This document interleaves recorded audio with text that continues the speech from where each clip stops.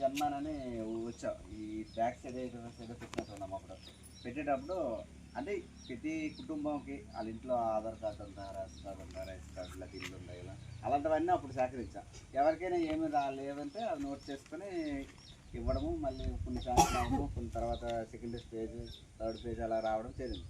అలాగే డిఏ జుగా అనేది కూడా చేసాము. ఏమైనా అప్పుడు కొన్ని ఉండిపోతే, ఎవరివైనా కొన్ని ఉండిపోతే పంచాయతీ మొత్తం కలిపి మన సచివాలయం దగ్గర పెట్టాం, పంచాయతీలో పెట్టాం.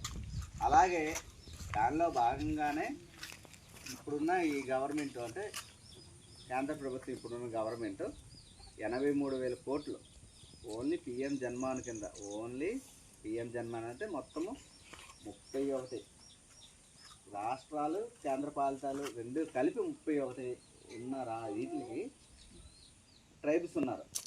ఆ ట్రైబుల్ అందరికి కూడా ఈ 5 సంవత్సరాల్లో అవి డబ్బులు ఖర్చు పెడతారు. అందులో భాగంగానే ఇవి కూడా అన్నీ కూడా ఇండివిజువల్గా కుటుంబానికి వ్యక్తులకి అన్నిటికీ